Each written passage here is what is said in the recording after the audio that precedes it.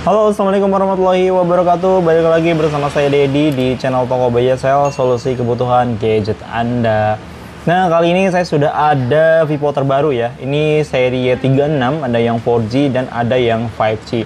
Sekilas mungkin kedua handphone ini terlihat sama saja ya, tapi kalau dilihat secara detail, ini ada beberapa perbedaan yang di video kali ini kita mau bahas nih apa aja sih bedanya Vivo Y36 4G dan Y36 5G. Yang pertama kita bahas dari segi desain dulu ya. Sekilas sih ini keduanya tampak sama, tapi kalau kita lihat lebih dekat lagi, Vivo Y36 5G ini punya bulatan kamera yang lebih gede ya dibanding dengan yang Y36 4G. Terus di sini juga ya ini detail kecil sih. Kata-katanya di sini potret, kalau yang 4G ini landscape. Ya sedikit sih detailnya.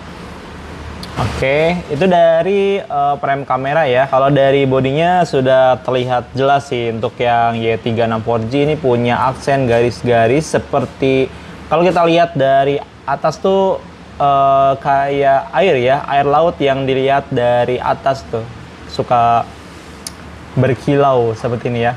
Terus dari frame kamera ini yang spesial dari Y36 4G ada aksen pelangi ya, detail kecil sebetulnya tapi ini menambah kegantengan si Y36 4G ya. Tapi untuk yang 5G efek pelanginya itu di kotaknya ya, di kotak frame kamera ini nih. Ini semuanya menggunakan atau semuanya memantulkan efek pelangi. Kalau yang 4G itu hanya di sampingnya saja. Seperti itu ya.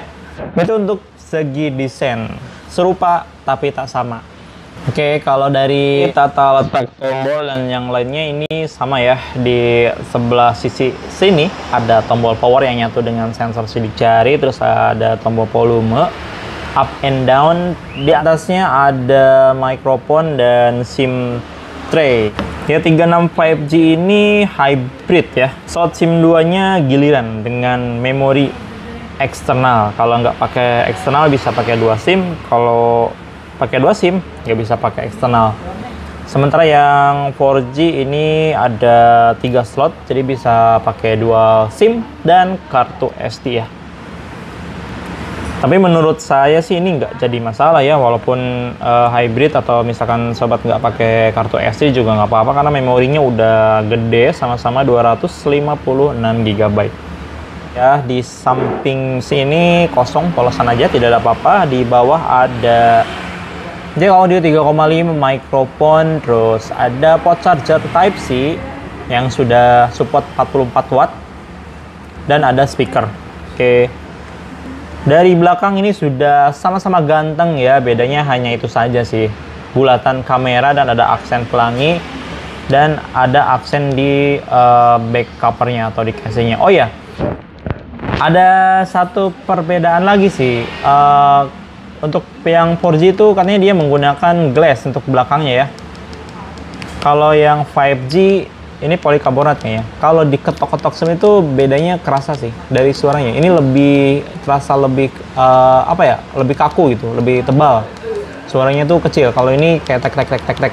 Ya, itu perbedaan, sedikit perbedaan untuk bahan dari back covernya.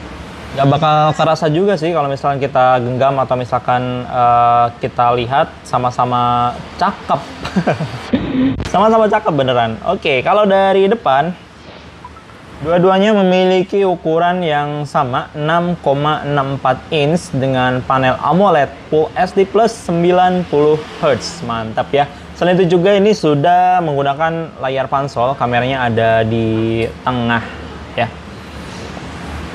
Dari depan sih, dari layar ini nggak ada perbedaan, spesifikasinya sama. Di pengaturan tentang ponsel, untuk prosesornya sudah pasti berbeda sih. Kata David ini mesinnya lemah, tapi ini masih bisa diandalkan kok untuk misalnya kegiatan sehari-hari, multitasking bekerja, ataupun bermain game juga. Snapdragon 680 tuh bisa diandalkan ya. Ya mungkin kalau gamer profesional butuh yang lebih tinggi lagi. Kalau ini kan all rounder ya, jadi semuanya bisa dilakukan dengan Snapdragon 680. Ya, untuk Androidnya sama-sama 13, memori internal tadi sudah saya sebutkan 256 GB.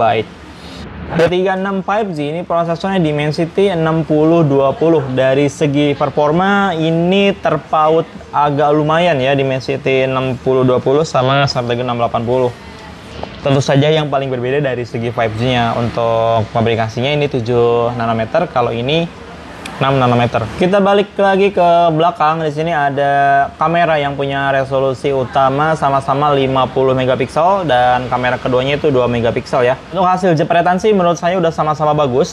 Tapi di sini ada kesan yang berbeda ya. Untuk Y36 5G itu hasil jepretannya lebih ke cold ya, atau sejuk. Jadi ada nuansa biru-biruan. Kalau Y36 4G dia nuansanya ke hangat ya, ke warm, jadi sedikit lebih kuning dibandingkan dengan Y36 5G. Untuk HDR-nya menurut saya Y36 5G ini punya HDR yang jauh lebih bagus dari Y36 4G. Kesimpulannya sih untuk hasil jepretan kameranya saya lebih suka yang Y36 5G. Kalau sobat lebih suka yang mana nih untuk hasil jepretan kameranya? Boleh ya ditulis aja di kolom komentar. Untuk baterainya sih sama-sama 5000 mAh dan didukung dengan pengecasan 44 watt. Ya udah sama-sama kenceng sih ngecasnya ya. Sepertinya itu aja sih ya perbedaan yang bisa saya share dari kedua handphone ini. Menurut saya sih ini udah oke banget ya. Biasanya kalau seri 5G itu banyak spek yang dipangkas dari seri 4G-nya. Contohnya aja kita pernah bikin video antara A22 4G dan A22 5G dulu ya. Itu ada banyak perbedaan spesifikasi.